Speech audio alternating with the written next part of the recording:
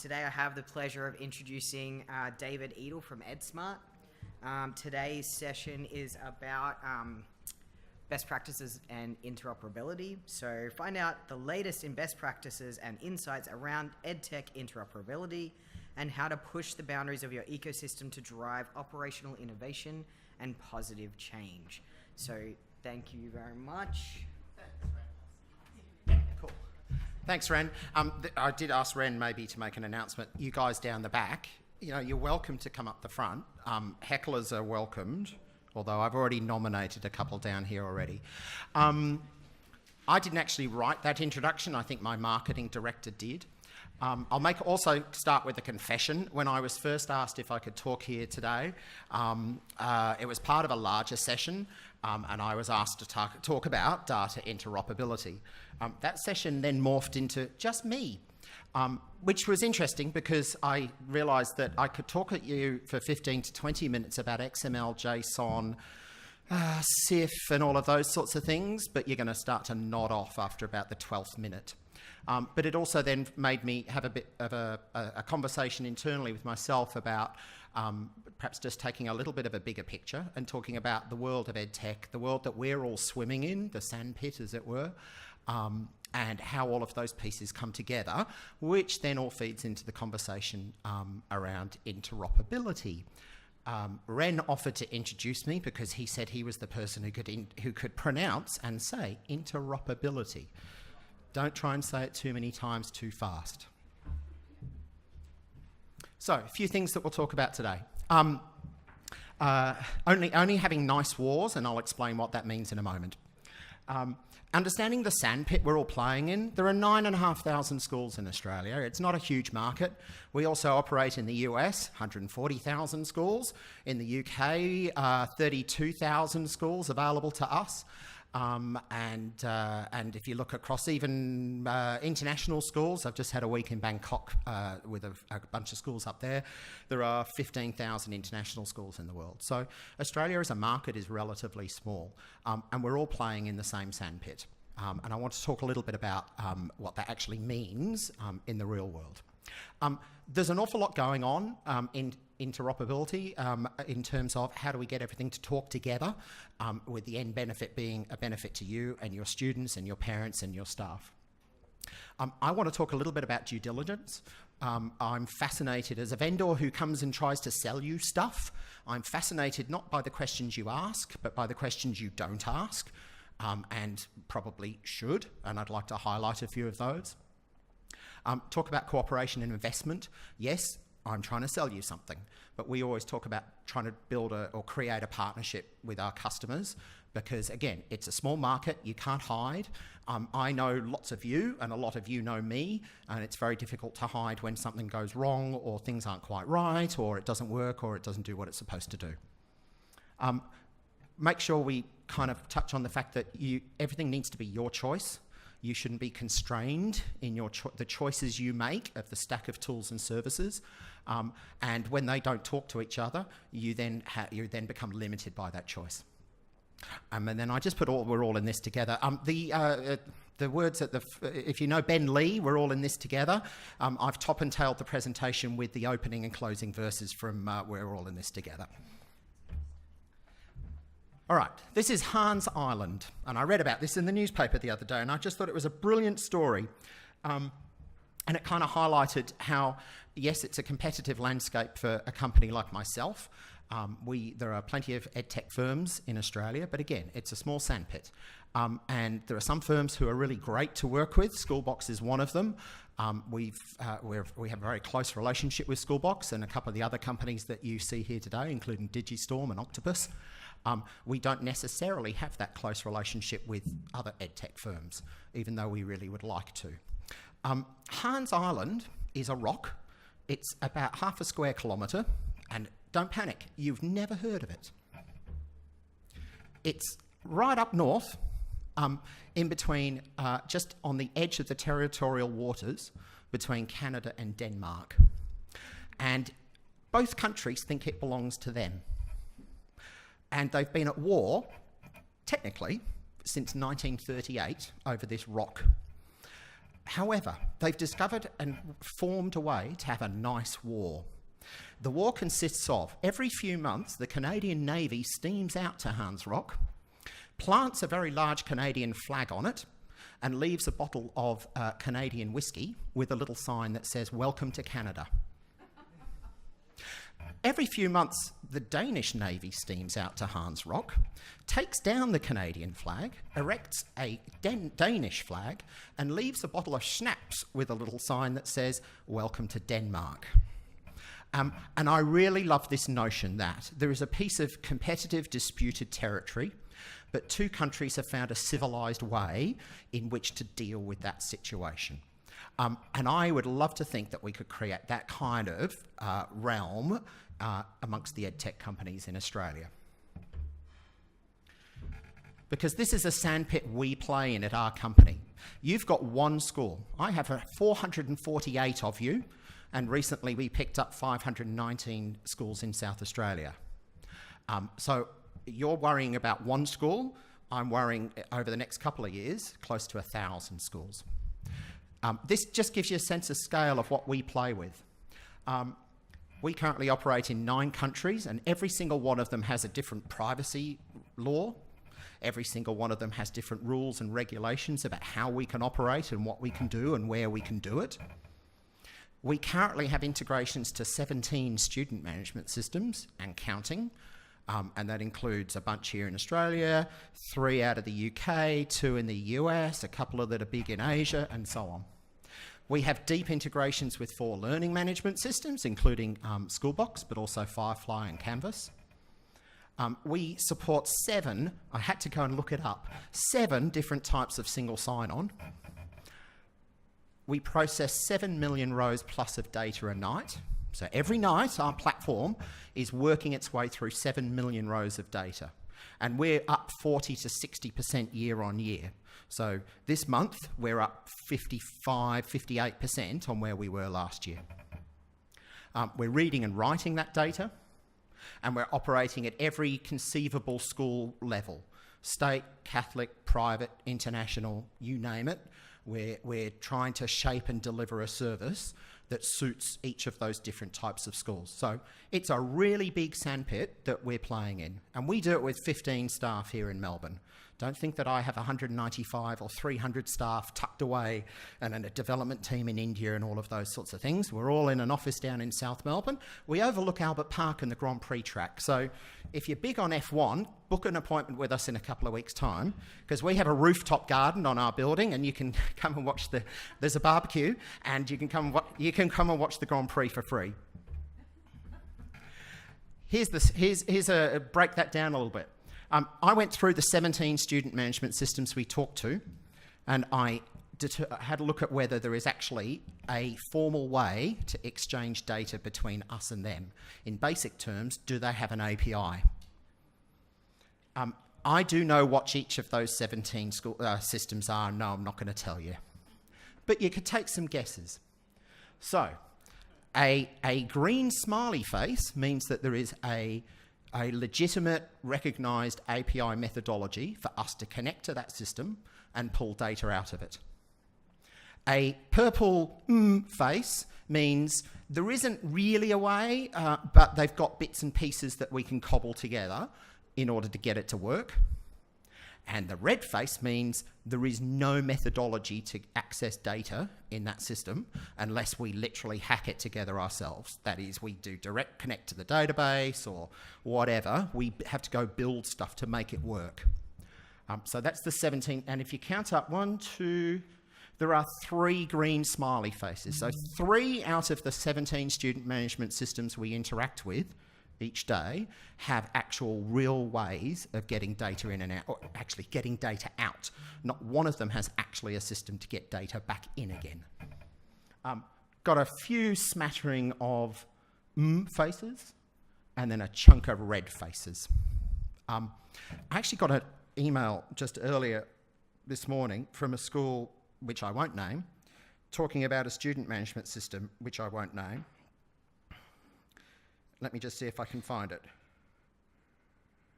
We're discussing with that student management company about improvements to their API, that is, getting one, that would allow us to read and write data. To quote the school, if you manage to get the API to be more feature complete, you may go down in history as a god of the Australian education software world. That would be amazing. That's a support ticket from the IT director at one of our schools. But it highlights the level of concern, it highlights the anxiety that we see. I just did put for the 4 learning management systems we have a deep integration to.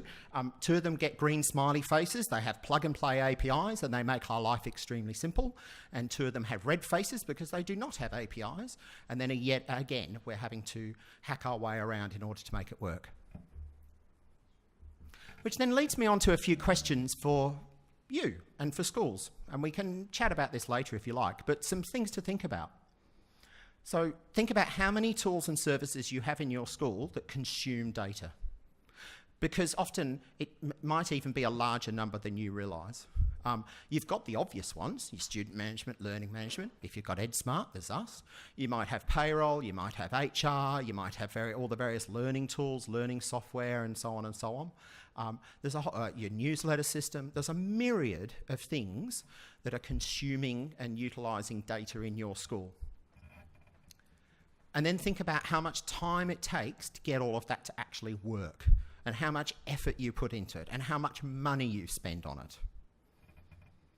And then think about, if it was all plug and play, and you had access to that data, what might you implement? I think there is this massive latent demand, by which I mean, if you had easy access to data, it would expand your horizons massively, not just in terms of what you're able to achieve teaching and learning, but also in the administration and management of your school. I just put this up here because there are companies making tons of money out of this, and I just wanted to highlight it. This stuff is holy grail in the edtech world if you can get it right. So Clever is an awesome business, 2 guys in a garage in San Francisco who were working in a software firm that got hired by a school. They said to the school, hey, can you give us API access to your student management system? The school said, no, because there isn't an API, and so these guys built one. They then built one for pretty much every mainstream student management system in the USA, and therefore created a single unified API for data for schools in the US. And 50% of all US schools, which is therefore 70-something thousand schools, are now what they call Clever enabled. That is, if you are an edtech vendor and you are a partner of Clever, that is, you sign up as a vendor partner, you have plug and play access to data sets out of 70,000 schools in the US. Awesome business, and which explains why the 2 guys signed 10,000 schools in their first 6 months and then raised $10 million and have created a massive business out of it. There is real value to vendors like us who can try and figure this data out, and I want to talk a little bit more about why we therefore make the commitments we do around it. The business on the right, Group Call, is actually a partner of ours. They're UK based. They faced exactly the same challenge. They got their start in the local education authority market 30 years ago, doing absentee text messages. They were like the first company in the UK to do text messaging. Their co-founder is Bob Geldof, as in Sir. I've met Bob. He's still a founder and investor in the business because what's his daughter's name? Trixie, Pixie, Tiger. Thank you, Wendy. Trixie something was a wagger. Used to wag school. Bob said, "Hey, somebody needs to tell the parent that the child is not at school." And bear in mind, this is quite a long time ago. Hey, so let's send a text message. So he got together with a mate named Lawrence. They found a Group Call, and they grew into one of the largest messaging school and parent messaging companies in the UK. But they were then faced with education authorities saying, "We've got all of these on-prem systems, student management systems, but we need to aggregate and roll up data for reporting. And we've got all these other tools and services that need to be able to talk to that data." So Group Call built a chunk of technology around this that's currently installed on 17,000 schools servers in the UK, so that's about half the market. and they have 200 vendors like us, we're a partner, who are able to access that. They are the clever for the UK.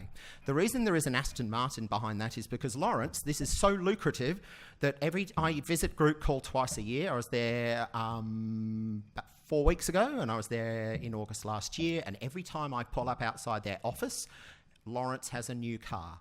Last year it was a McLaren, and if you know anything about the cars, we're in the kind of $500,000 territory, and when I pulled up the other day, he's got a new Aston Martin Vantage something or other, and I mentioned this to my son, who's just finished school at St Leonard's College here in Melbourne, and my eldest daughter finished there recently, and I said, I met this guy, you should have seen this car, it's an Aston Martin and it's a Vantage. And I go, do you know, mate, if I hadn't just put 2 kids through private school, I could own a van.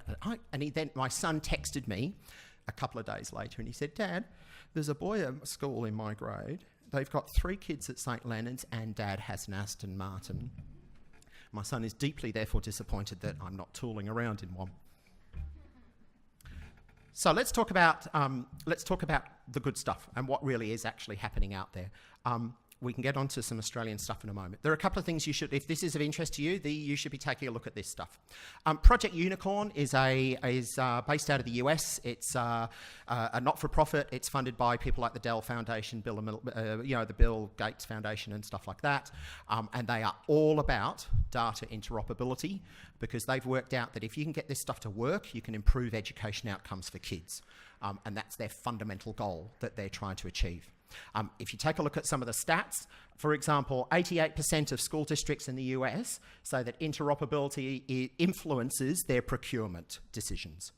So getting stuff to talk is very, very high priority for them. 94% of parents think that the learning and the teaching for their children should be personalised. And if you want to do that, you're going to need data. So Project Unicorn has put together a whole range of resources, and I'd really encourage you to go and have a look at their website. They run forums and stuff like that in the US, but there's a whole bunch of downloadable resources. Like, what questions should you ask your vendor about interoperability before you buy? So, for example, how well does your system talk to other systems, and how do you protect that data that's moving around? So they give you checklists and booklets and information sheets and research around this whole issue of getting things to talk and therefore use that data, especially around learning and teaching. I was talking to somebody at morning tea, and I can't remember, and we were talking Star Wars, and I said, I promise there is a Star Wars slide in my deck. So I've seen a couple of things that I see things all the time that give me little bits of signs of hope, and I just picked 2 things out at random. There's a really fantastic project running in Utah in the US, where again they've got all sorts of schools and all sorts of systems and lots of different databases. They have mandated a single student ID for a student from birth to death, basically. And they call it the Backpack Project, so that a student's record is, by law, now has to be fully transportable, irrespective of which school they attend in Utah and what student management and what learning, doesn't matter. The Backpack Project is that a student's education world moves with them, with their results and their data and all of that material, moves with them based on a common identifier. They're actually working on something very, very similar in New Zealand. New Zealand is a curious market because there is no state government student management system. So, you know, if you're from a state school here in Victoria, we've got Cases 21. If you're in WA, they've got a system. If you're in Queensland, there is a state government system that is used. Schools might then buy another third party to sit on top, but there is this platform. That doesn't exist in public schools in New Zealand. Every school in New Zealand makes their own choice. So there are 2 or 3 homegrown systems like Musac, Kmart, ETAP. There are some Australian systems that have a presence. I think PC School's there, Synergetic is there, and so on. But the New Zealand government is running a project to create a single unified student identifier. And in order to be able to hook that use that as a hook for academic results for a child who moves between schools. Because they were in the situation that even if a child moved from a state primary school to a state high school, the child's student record didn't go with them. And that was clearly a problem. And so they've required the student management systems to become a part of this, and we're just getting involved at the moment. So some really neat projects were going on, but all of it focused around creating an identity for a student that is transportable and travels with that student all the way through their school life. One last thing that you might like to go and check out in the US, IMS Global. And again, they're kind of in the same vein as Project Unicorn. This is it's funded by philanthropic trusts and foundations and so on. And their goal is what they call a plug-and-play learning ecosystem, so that you at the school can choose any tools you like that you consider the best of breed for your purpose, for your teaching, for your kids, for your staff. And the end goal is you can just plug any combination of those together and it will work. They haven't got there yet, but they've got they have a pledge that vendors sign up to, where vendors pledge to implement the standards and implement the data interoperabilities. Again, really great website for resources and ideas, and feeding into making decisions about what tools and services you're going to buy. And in Australia, we have NSIP. Do people know what NSIP is? Hands up if you've heard of NSIP. Okay. Hands up if you've heard of SIF. All right, we're getting there. By the way, SIF is the data standard schema for student data. That is, it is designed to be a standard for data to exchange data between systems. And there has been an ongoing push to try and get edtech vendors and school systems and management systems in Australia to integrate with the SIF standard. So that is, we're able to exchange data. I mentioned that we're getting going in South Australia. So we're part of a consortia led by Civica, who's just won the tender to roll out a new student management platform for every state school in South Australia. So we're just starting the pilots there. All the data is in SIF format and there's one master contract, Civica, there's us, there's a learning management system out of the UK called Frog, which is designed to work at very great scale across large groups of schools. And there's a business analytics firm and so on. All of us are operating on the SIF standard, and therefore we're able to exchange data. And it allows us to automate as well. So, for example, to onboard a new school into EdSmart for South Australia, we don't even do anything. They just make the data available in the SIF stream. Our system sees it. It works out that it's a new school, and our system and EdSmart automatically adds that school into the platform, sets it up, configures it, and so on. So by standardising the format, standardising the data, and requiring all of us to connect the same way, we've been able to completely automate onboarding of schools, which is good because we have to onboard 900 of them. NSIP is a national body. It was created by the Ministers for Education some years ago. I think I put the year, 2010, to promote interoperability with school data, and particularly around the SIF format. I am not going to list the student management systems and so forth that are SIF compliant because it would be embarrassing. There are a bunch of members of the SIF consortia, which is like an industry representative body with all sorts of people, companies from around the world. They have a big forum, usually in Melbourne every December. But the actual number of companies, and everybody keeps talking about, yes, we're going to do this, and yes, we're really behind this. It's actually quite embarrassing how few companies have actually implemented it. But it does exist, and I'm really fascinated that only a relatively small number of you who have an interest in data interoperability don't know what NSIP is. Go and have a look at their website. New South Wales State Government now has a data hub for all public schools. We're just integrating to it. It is SIF standard, promoted by NSIP. It means that any state school in South Australia can sign up to EdSmart, and we've got plug-and-play access to their data. And there's a very similar project here in Victoria called EDU Hub. I saw these numbers the other day, and I actually don't know if they're true, but I saw the research. There are about 50 million students in the USA. Incidentally, I couldn't find comparative numbers here, so I'm interested to hear your take if you'll confess. There are about 50 million students in the USA. K-12 education is a $700 billion business in the US. And when they surveyed schools, they were seeing averages of $100 to $250 per student per year spent on software and technology. Now, I have no idea how that might compare with you, whether you think that's a big number or a small number. Whatever it is, it's a lot of money that's being spent, and often very inefficiently. So they also surveyed to understand how schools were using and utilising that technology that they had just spent $150 per student on. And what they found was that effectively 65% of the licensed software really wasn't used. And it was just nuts. 37 of the software licenses they purchased, only 37% were never even utilised. They didn't even activate those licenses. So it's like, oh, I'm going to buy 500 seats of Office 365, but I'm not going to turn on 30%. I'm not even going to use 37% of them, but I'm probably paying X dollars per year for it. It just seems completely nuts to me. The numbers are mad. I did like this one, 28%. Well, we did activate it, but they met no goals. None of the goals or targets we set for that product. 28% of them, 28% of it, we never achieved none of the goals or targets at all. 5% of the software licenses that they purchased actually achieved the goals that they had set. So what we have is a very, very large amount of money being spent and incredibly inefficiently, which I thought was astounding.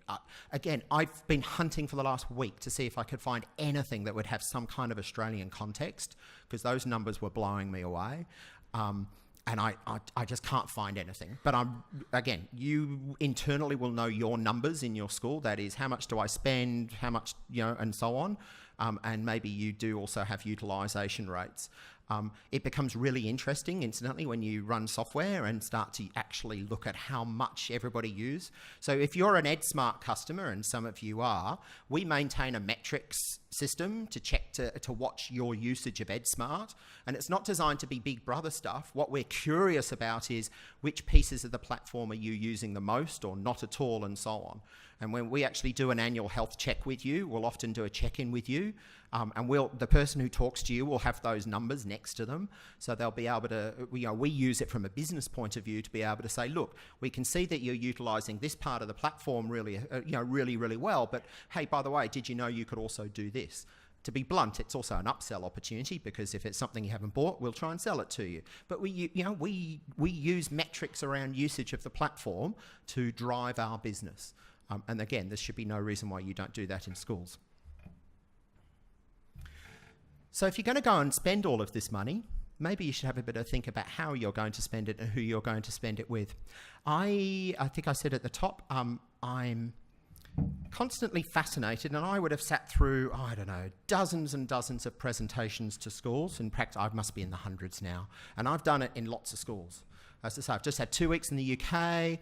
We did a roadshow day, so we have we used one of our existing schools. They're in Bracknell, down south west, about an hour's drive out of London, and we brought maybe 15. We had about 15 schools there, 20 people. And it was a promotional roadshow day. We invited them in. Hey, we'll buy you lunch and morning tea, and let us tell you what we do. But then I went to Bangkok and pitched to 6 international schools. And then I pitched to the Bangkok Municipal Authority, which is like their local government in Bangkok, and they run the schools. 437 schools and 300,000 students. That was a really interesting... Has anybody ever given a sales pitch with a translator? That was just a fascinating experience. I had this amazing dual language, Thai, he's actually Australian Thai guy doing because I had 12 people in order of seniority, down to the 2 interns, I suspect, because they spent their entire time on their phones, down one end of the table, and me and a translator and somebody from the Australian Embassy on the other side. And I had to give basically do an hour and a half with me being translated every paragraph, and with their questions coming back, translation, then that I've never done that before. That was bizarre. I've spoken to a lot of schools, and I'm constantly fascinated at, or as I say, yes, not so much the questions you ask, but the questions you don't ask. I actually wrote a blog post last year. It's on our website. You can go find it.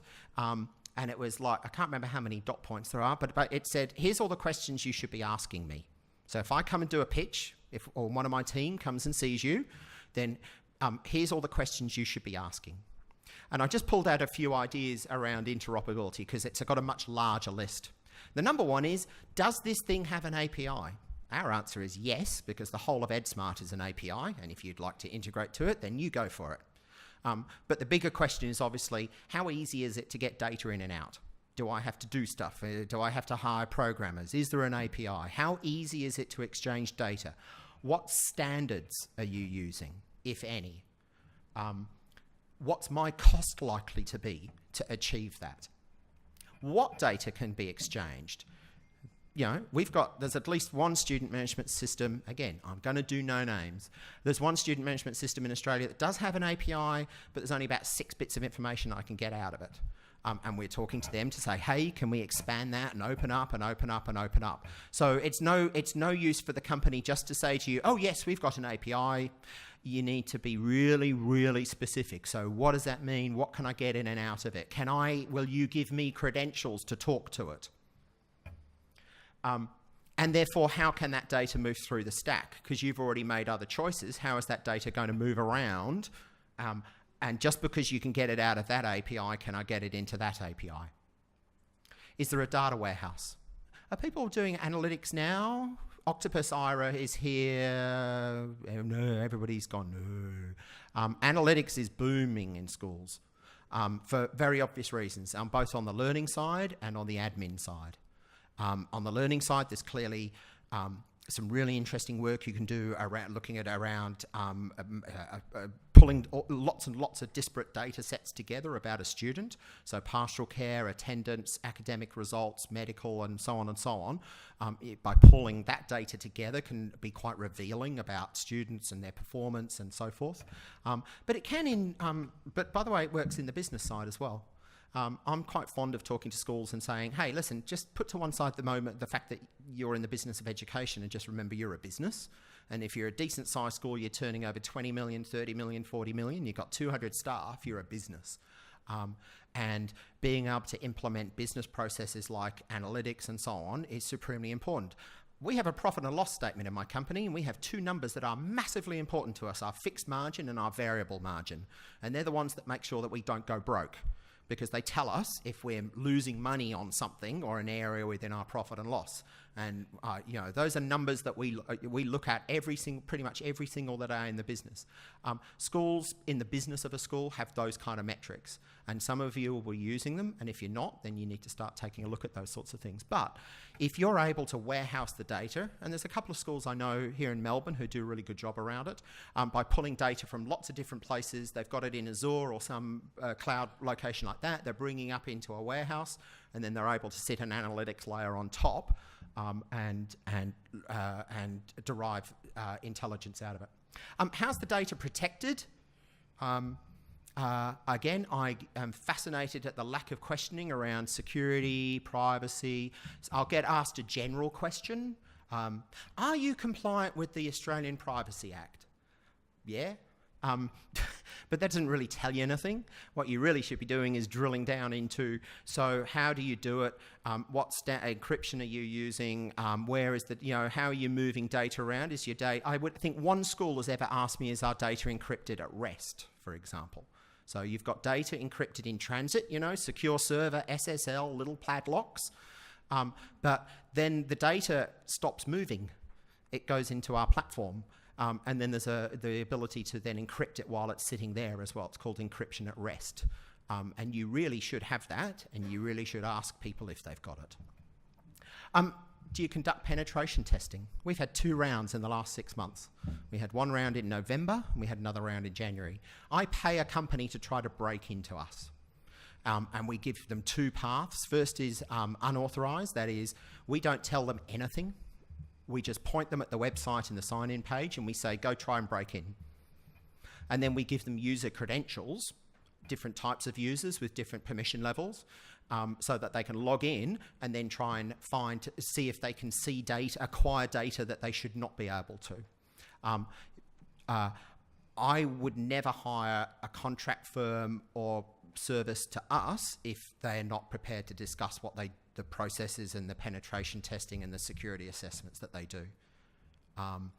That bothers me. I'm still fascinated. I got a type form from somewhere the other day, this week, from a school.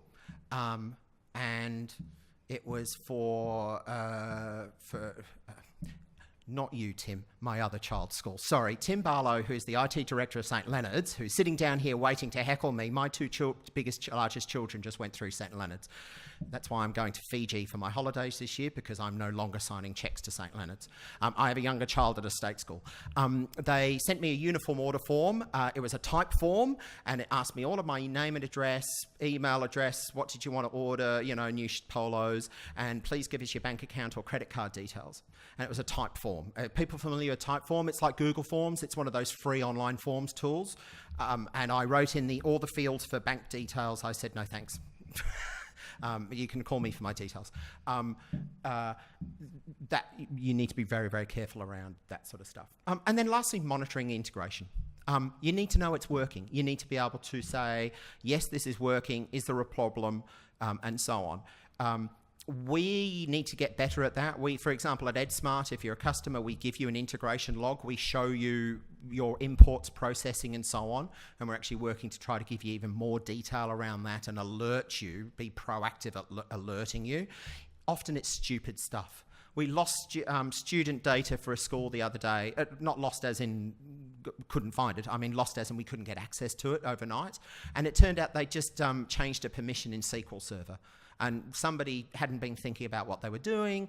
It came up on our alerts, on our dashboard. One of my support team rang them in the next morning and said, hey, by the way, guys, we couldn't reach your student list SQL view. Would you mind just checking permissions on it? We just need to try and build that out. But you really need to be monitoring. You need to monitor. Don't just set and forget and presume that the data is moving around the way you want it to. You need to check that it really is. Talk about the investment we make into this. And kind of all of this data moving around so that you do get the ability to utilise the data. The presentation guy asked me, do I have audio? And you'll be glad to hear there is no audio with that video. That's called a boom. I learnt a new word. It's a boomerang video. I know nothing. I'm useless on social media. That's about half of my team, and we did this little thing for video for Christmas. And apparently it's called a boomerang. You'll see I've written a few words, but data connectivity, security, privacy management. I spend more time in my day as the Chief Technology Officer. I spend more time on data than I do on anything else to do with the business. I'm also the co-founder. I'm a director of the company. I had to sit through a board meeting last night, all of those sorts of things. I spend more time working on data and getting data in and out of things and moving it around between you guys, between us, inside us, and so forth, than anything else that I do. I think I probably overcooked it. We eat, sleep, breathe, and sweat data and connectivity. Yeah, literally. I've got an engineering team of 5-6 people, and 3 of them probably spend 90% of their time on data.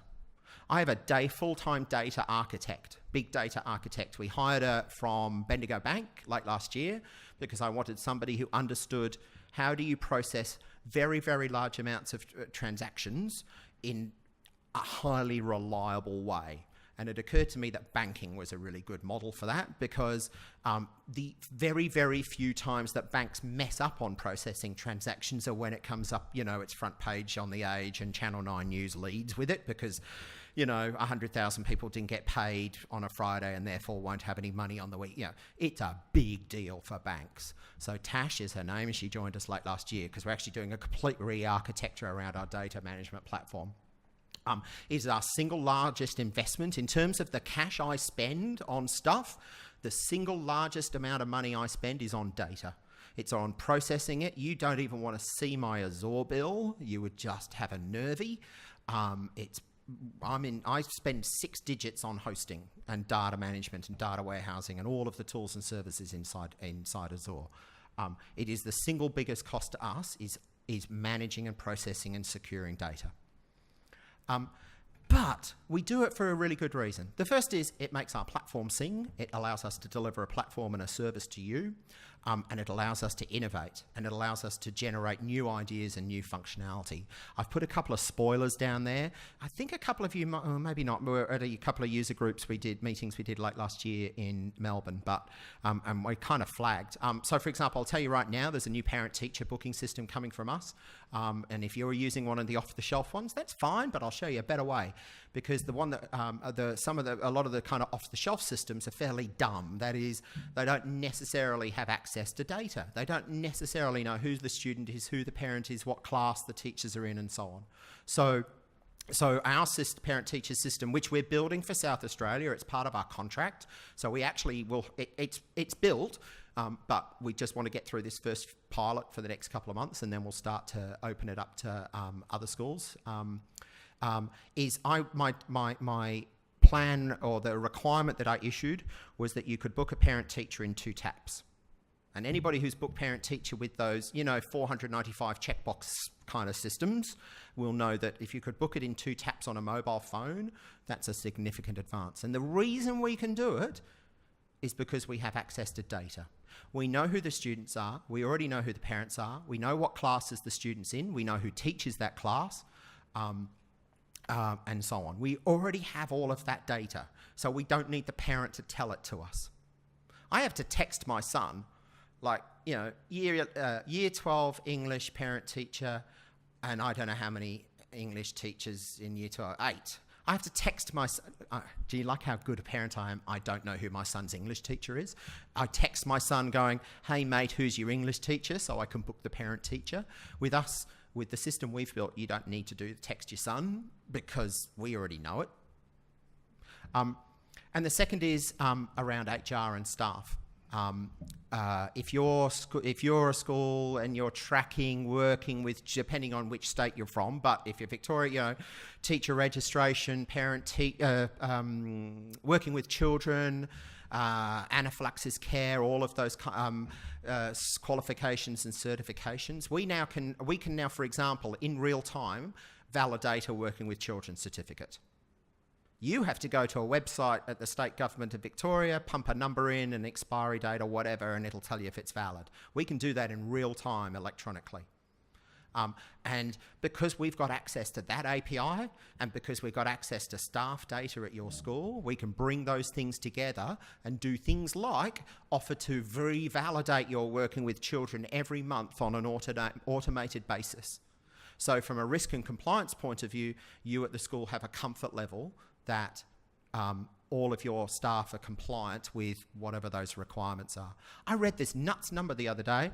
60% and I think it came out of the UK, 60% of everybody everyone has lied on their resume at some stage or another.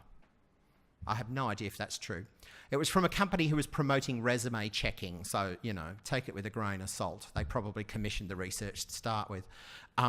But for example, if I roll into your school and I say, hi, my name's David, I'm your new maths teacher, I've got a master's in education from Monash University, I graduated in 1992, do you check? Some schools do, some don't. And we're building methods that we can check that in real time electronically for you. We can do it in the UK. I don't have a solution for Australia yet. Let's talk about your investment. I've told you about all the work that goes on behind the scenes and how much money we spend on this and how much work we have to do. But it also requires a fair amount of commitment from your perspective. So I just highlighted a couple of easy things. Choose wisely. Make good decisions. So remember, I was talking about ask all the right questions. Go and read my blog post. Go and take a look at Project Unicorn, because they give you a list of questions to ask your edtech vendor around data interoperability and data protection and security. Stick with standards. I cannot force the student management systems of this world to adopt CIF and data standards, but you can. If you knock on their doors and you start to insist to them that they work on this, if they haven't already. You're the ones who can affect that change. I can't. I hassle them I can hassle them out the back at the expos while you're in workshop sessions, but I cannot get them to make them do things. You can, because you're their customers, and you need to start insisting that they make changes. And you need to future-proof. So think about, if you get this stuff right, how it will proof you for the future. Then secondly, help us help you. I mentioned at the top, yes, we try to sell you stuff, we're a vendor, but we also try to be a partner with you. If you're transparent with us, we'll be very, very transparent with you. Be really, really clear in your requirements. Very often we sell something to a school on the basis of a very cursory kind of brief in terms of the specifics that the school is trying to achieve. I'm not suggesting you need to go to tender every single time. A couple of schools do. We're just doing a request for proposal to a tender with a school at the moment. I think it's due. I'm looking at Anusha, who works with me. I think it's due tomorrow, and we probably need to finish it. But be really clear, which also means you need to ask the questions internally. What are we trying to achieve by plugging these things together? What are we trying to achieve? Be clear about your requirements. And look, I think it was getting late at night when I wrote the last one. I said, we're not miracle workers. We're not mind readers. We're not miracle workers. But I have an insanely talented group of people who work for us, who are, particularly in the engineering side, who are way smarter than I am. There's not very many problems we haven't met. If you describe it clearly to us, we can try to do something about it. But we can't second guess you. We can't outthink you. I might leave it there, Ren, and we can do some questions. I've closed with Ben Lee lyrics, so I opened with Ben Lee lyrics. I started smart. I'm not going to sing. It's known I can't sing. But we're all in this together. Thank you, everybody, and I'm sure we've got a few minutes for questions.